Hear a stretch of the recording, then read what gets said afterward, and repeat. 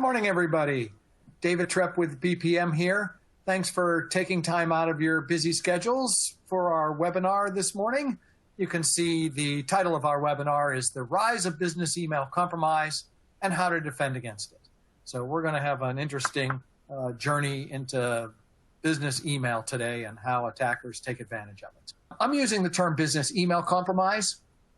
If you're in the technical world, business email compromise is actually just sort of a broad term that has to do with anything to do with email and information security.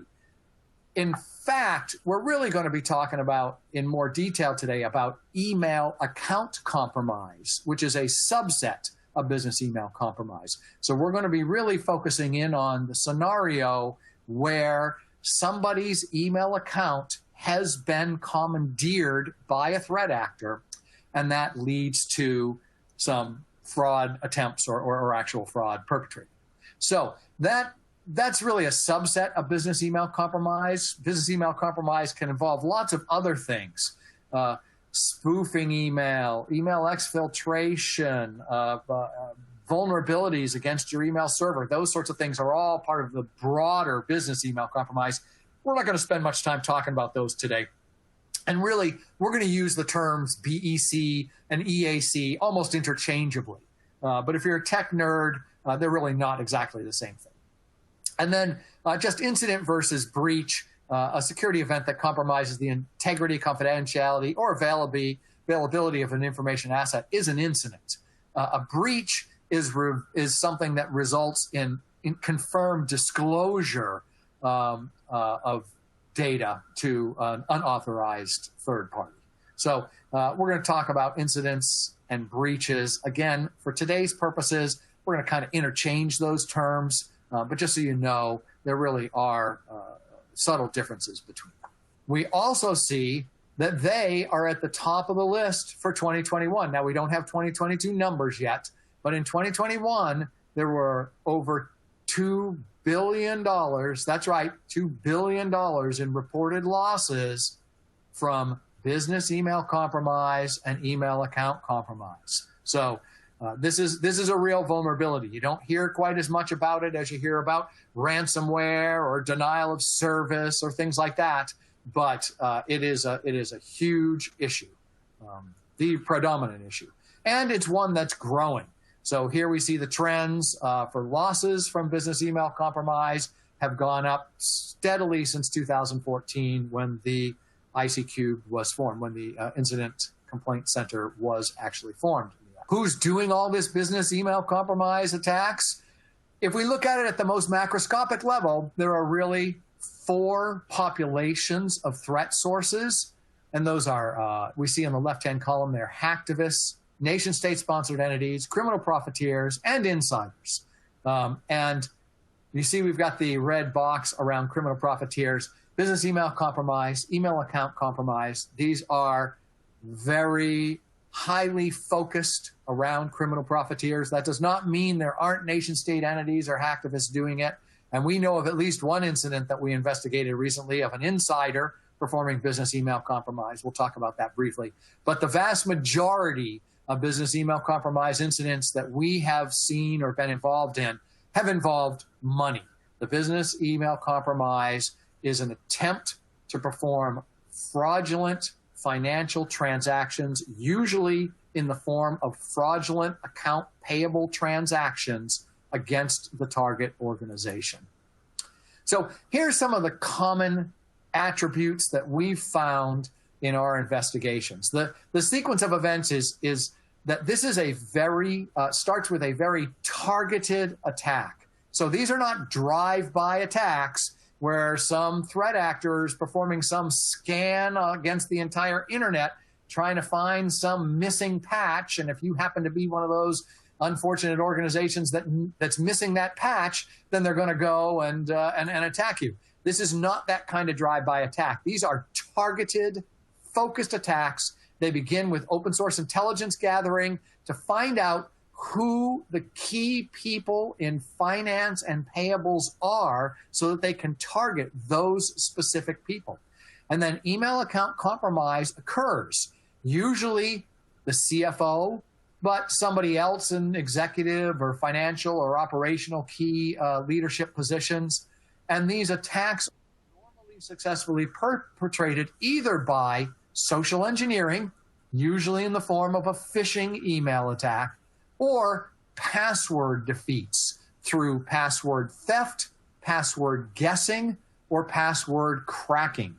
Now, we're not going to go into a lot of details about how these attacks are perpetrated. We can do that in another seminar. Suffice it to say, social engineering is highly effective. Again, like business email compromise, even more effective in the pandemic and post-pandemic world. And password theft, guessing, and cracking are going to remain easy for attackers to perform as long as passwords are not long, difficult to guess, and difficult to find in an unencrypted format. So if you're not storing passwords in an encrypted area, you're not making them long and difficult to guess, then theft, guessing, and cracking will remain issues. Then once they've broken in to the email of the target, again, typically a CFO, but not exclusively, they're going to then search through the email and sent boxes to understand how the organization operates. They're actually going to sit there and read your mail, the mail you being the CFO in this case, the mail you have coming in, the mail you have been sending out, so that they can understand workflow, who's CC'd on things, what are the current topics, what are the relevant items, who are the key vendors to whom an accounts payable transaction might be perpetrated. All those things can be discovered once the attacker breaks in. Then they identify that external target organization, interact with, again, who they're maybe going to impersonate. They're going to craft malicious emails to direct some kind of wire transfer or other payment method. They're going to probably create some mailbox rules so that their correspondence with the payables person is hidden from the legitimate mailbox holder. So if I'm the CFO and my mailbox has been compromised, the attacker is going to set up mailbox rules to make it difficult for me to find the communications, the emails that I'm receiving and sending to and from the payables person at a glance by just looking at my inbox. We'll talk a little bit more about that. And then they're going to send malicious emails to, again, typically a account payables person, and then they're going to wait, maintain access, and respond as applicable. So that is the basic outline or timeline of the sequence of events that we see in business email compromise attacks. So these are very sophisticated, very targeted, very persistent attacks that can go on for a while.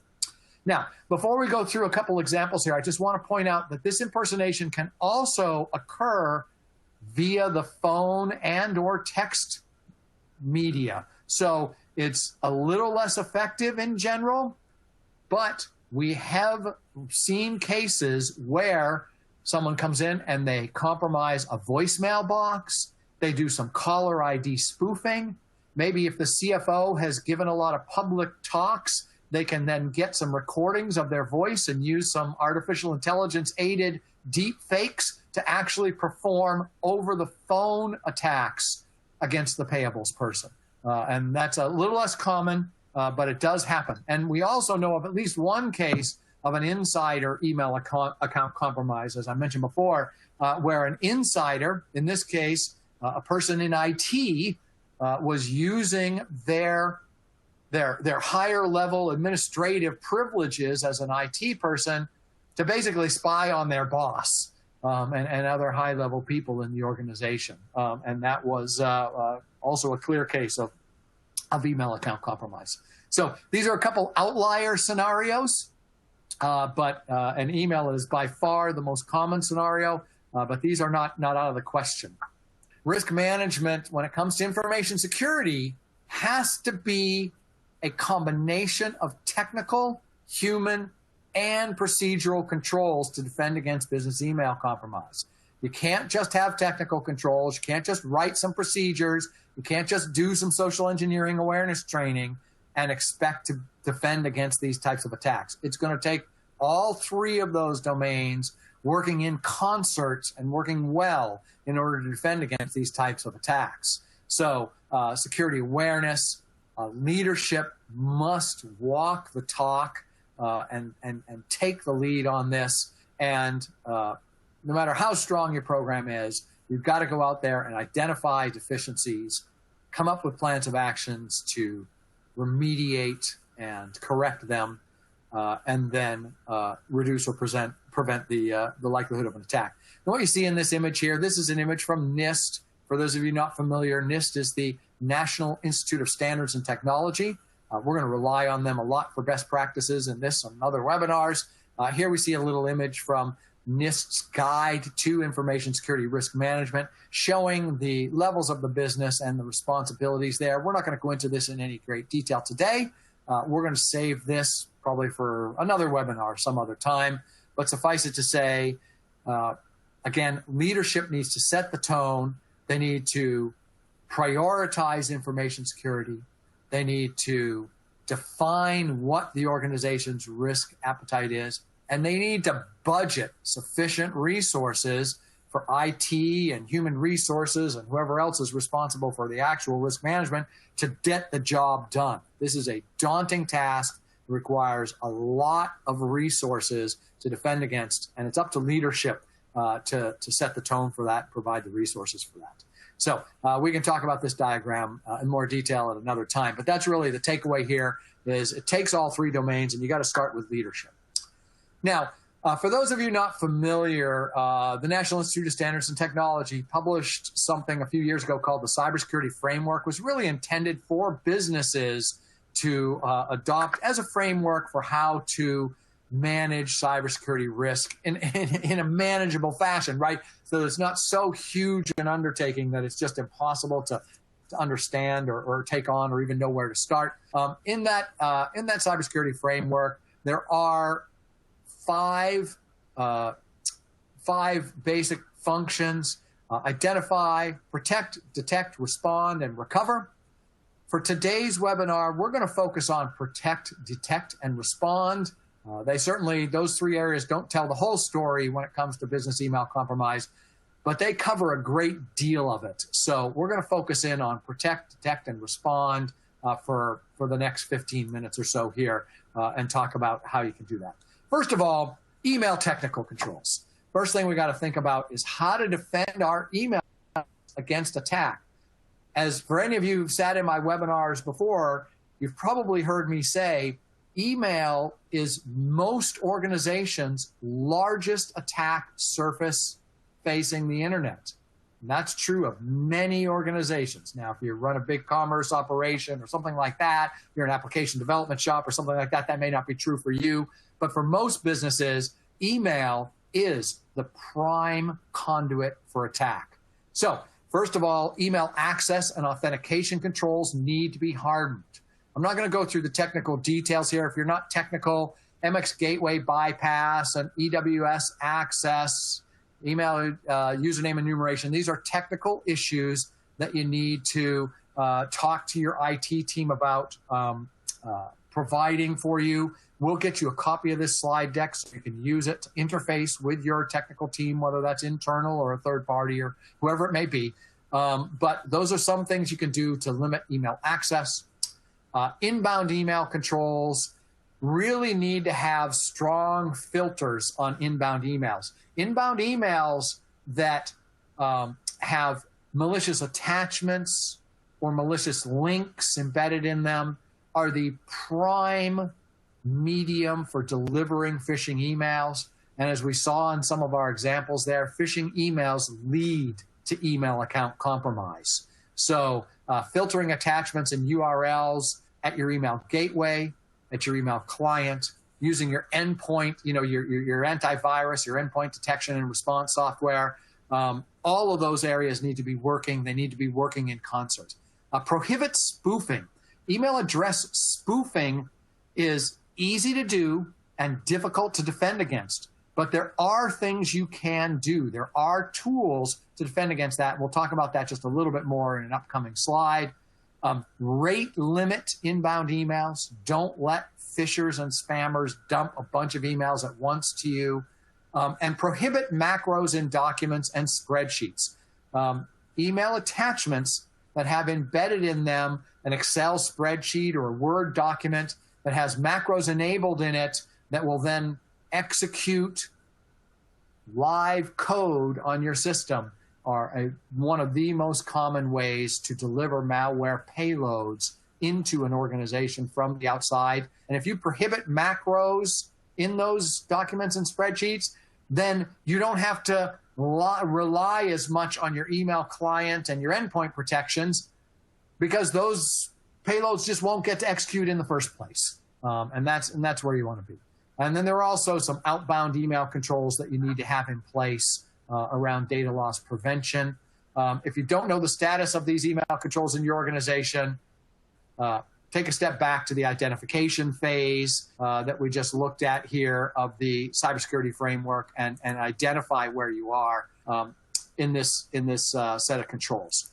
To dig just a little bit deeper here, this is mostly for a little bit more technical audience, but have MFA, multi-factor authentication. Enforce it for everybody. Make sure everybody has it. Make sure there's no employees who don't have their MFA set up yet because they don't use it or whatever the case may be. Use strong MFA. Don't rely on just that push notification that allows somebody to just click on accept and be done with it. Make them match a number, type in a number. Have MFA location matching, geofencing. It's called. Make sure that people can't log in from anywhere on planet Earth unless they've contacted IT to let them know that they're traveling, that kind of thing. Disable legacy authentication. Again, enforce password expirations. I know that people think with MFA and with a nice long password, hey, nobody's going to crack my password. Nobody's going to guess it. I've got MFA to protect, to double, triple protect it. Why do I need to go change my password all the time? It just makes it difficult to remember. And I get it. We get it. But password expiration curtailed that breach example we just went through. And if it hadn't been for password expiration, that would likely have been a successful fraudulent payables transaction. Review delegation and account permissions. Not going to go through that in any gory detail. For those of you who are technical, you want to talk about that offline, we can. Enable verbose logging. We'll talk about that just a little bit more in just a second. And then understand your mail flow and enforce strong controls, particularly least privilege. So what we see in this image on the right here is, by default, the ability to set inbox rules is allowed. Now, I don't know how many of you present today actually use inbox rules. Some of us do, but in general, a lot of people don't use inbox rules, but it's set to be allowed by default. And so, again, in the examples we looked at, if that C-level person has the privilege to change inbox rules, but they're not really using that privilege, then all that privilege is doing is allowing an attacker to come in and set those rules so that the C-level person who has been compromised will never be able to tell that they have been compromised. And so that's a really important least privilege consideration to make. And then just a little bit more about this MFA fatigue issue. It really is a thing. First of all, a lot of organizations still aren't using multi-factor authentication, as we see there. Only 22% of Azure clients are using it for Microsoft. Azure is Microsoft's cloud service, and that is of December 2021. Hopefully, those numbers have gone up a little since then. Our empirical evidence tells us that a strong password in most forms of Mfa are simply not sufficient, and push notifications are increasingly coming under attack. As I mentioned, we're probably defeating MFA, push MFA, once at the very least once every couple weeks in 2022. And there are some types of MFA, like this Okta implementation, that would allow us to send push notifications all day long until we finally fatigue someone into accepting. So these are real issues. Please use stronger forms of MFA. Here are some stronger forms of MFA. We're not going to go through this in great detail right now, but suffice it to say, there's weak passwords, there's strong passwords, there's passwords with weak MFA, there's passwords with strong MFA, then there's full-on biometric and other passwordless solutions that comprise the sort of the scale of increasing difficulty for threat actors like us, ethical hackers, as well as folks with malicious intent. This is sort of the scale of difficulty that we're working against when we go to attack things. All right, so that's a lot of the technical stuff. I know that's quite a bit of technical jargon when it comes to protect, but there's also the social part of it, the human part of it. So obviously, social engineering, awareness, and training are big aspects of defending against email account compromise and business email compromise. The truth is, the typical traditional phishing awareness training is really not that well suited to email account compromise, because email account compromise comes from such an insider perspective. It's actually coming from that CFO's account, that the normal hallmarks that you're trained to look for may be absent.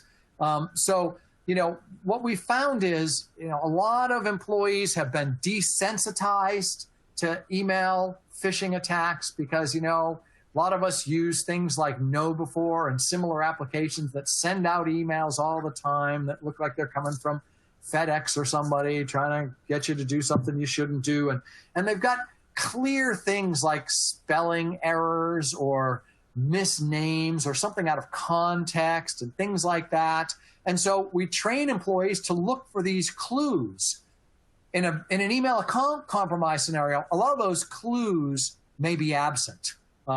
Again, train employees not to accept MFA pushes. If they are not actively logging in at that very moment, that email push request is something that should be reported to your help desk, not accepted. And then communicate the real world impact of EAC as, again, some of the numbers we just saw. So, these little diagrams, by the way, are from Nist, again, the National Institute of Standards and Technology. And Nist sort of rates phishing attacks on a scale of cues on the x-axis and relevant content on the y-axis. So what we see in the lower right-hand corner there is, an easy to identify phishing email has lots of cues, like it's misspelled, it's doesn't use English as a native language, it's those kinds of obvious cues. It's coming from strange email address. And then there's irrelevant content. Does it talk about something that's relevant to the business? Is it using an actual vendor who the business writes accounts payable checks to? That kind of thing. So these email account compromise attacks are way up in the left-hand corner of this slide here. They don't have a lot of cues that are going to give them away, and they are full of relevant content that are actionable, relevant content. What that means is employees can't just be looking for cues. They need to be thinking analytically, and that's easier said than done. These are extremely difficult to defend against, but you need to train your employees that this type of attack does occur. It's not just phishing attacks where somebody is asking you to help them smuggle money out of a third world country and you're going to get to split it with them, right? That's full of cues. It's full of irrelevant content and easy to identify. These email account compromises are the polar opposite of that. So we've done some technical stuff. We've done some human stuff. Of course, there's also procedural stuff that you can do. So first and foremost is implement a multi-employee, maybe even multi-step approval requirement for all payables requests. That's the most important procedural thing that you can do, is don't allow an email from the CFO to the payables person to be all that's required for a payables transaction to occur. If you do that, implement some controls, which nobody's going to be happy with, But if you implement some additional steps, some additional approval process, whatever that may be, we see some of the next bullets there. Limit the number of people who can do it. Require out-of-band verification. So don't rely on the information in the email itself. Maybe call them at a known good phone number, not a phone number that's provided in the email, but a phone number that you know that you have pre-disclosed as the phone number. Take that email and forward it to someone else. That sort of thing will really help.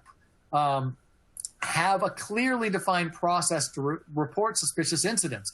Again, if you get an email asking for some kind of payables, if you see an MFA push request, take that as an alert and have a process in place to report those suspicious activities, and then develop procedures for expected email interactions, and just basically maybe just not rely on email as the end-all be-all of your communications.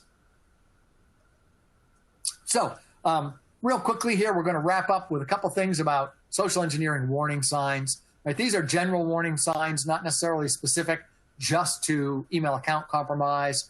Anything requested out of the ordinary that's normally done some other way. Name drops, claims of authority, some urgency, right? A lot of these transactions, they're pushing because we're gonna lose an opportunity, or we were supposed to pay this 30 days ago and we didn't. Those kinds of urgency, complimentary, flattery, or flirtation, all those kinds of things are clear warning signs. When it comes to email compromise, things like missing email messages, comments that don't make sense, just incongruous things like, this recent investigation we did, there were emails that went back and forth that weren't perpetrated by the attacker. There were all kinds of question mark emails like, what do you mean you didn't send that? Well, of course I didn't send it. Well, I've got it right here in my inbox. Those kinds of, if you're having that kind of conversation, then that is a clear indication of email account compromise. Slightly incorrect email. Any new folders, if you're just looking on the left-hand side of your Outlook screen there and you see new folders, that's something you should watch for. Again, unexpected MFA requests, email messages being forwarded outside the organization, maybe some CCs or forwarding. Any creation of inbox rules. Have you checked for hidden rules? Unusual sign-in events. Unexpected employee status. Is an employee logging in the middle of the night because they're really a threat actor who's somewhere on the other side of the world? Use of legacy authentication protocols for the technical folks. And when it comes to monitoring, these are a little bit more technical things here, but there are some log entries that can be very helpful. We see at the bottom of the screen here a risky sign-on screen here. Microsoft O365 has a risky sign-on service that you can monitor. Key events, unusual items being accessed, impossible travel. What do you mean you're suddenly overseas? I thought I just saw you yesterday. Creation of rules. Again, suspicious IP addresses, strange usage patterns. I'm not going to define what DMARC and DKIM are, but those are inbound email tools to validate the sender of an email is actually coming from a legitimate domain, that they're coming from the domain they say they're coming from. Very powerful tools, not often fully implemented. And for what it's worth, I am not being paid by Microsoft or anybody else to say this, but consider spending the big bucks on the premium level services, because when we get called in to do a breach or incident investigation, we're going to start pouring through things like log entries. And if you don't have the premium services, chances are you're going to have insufficient log entries for us to be able to perform a viable investigation, simply because you buy the cheap version, you don't get the verbose logging, you don't get logging stored for a long time, that sort of stuff. And if you pay the big bucks, then you do. Again, Microsoft didn't pay me to say that, but it's just the stark reality. And then to wrap up here, respond, regain account control, review the evidence, bring us in if you need to, conduct a postmortem, figure out what happened, and what you can do to keep it from happening again. Pretty straightforward incident response stuff on this slide. And then we'll wrap up on time here with the last key response step, and that is report your compromise to the FBI's recovery asset team. So the Internet Crime Complaint Center's RAT is already connected to your financial institutions, the SWIFT network worldwide of banking institutions. They've got analysts standing by, and they can and will intervene, and in a lot of cases, save you from the financial impact of a fraudulent transaction. So here's a couple steps that they list on their website. Visit ic3.gov. That's all you got to do. Let them know what happened, and they will immediately jump into action.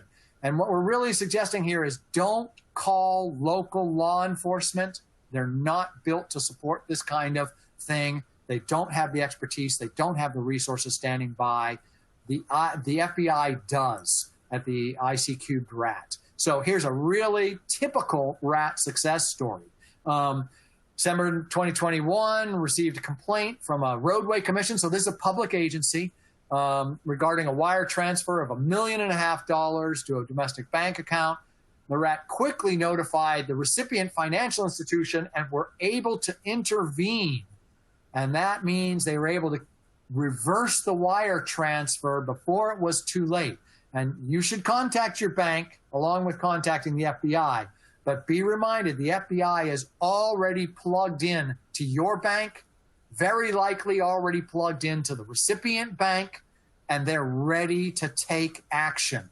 So don't report this to local law enforcement. Report it to the FBI. They are built to handle this type of event and will help you dramatically. So that's it. We're finished just on time here. Thanks so much for your time and attention this morning.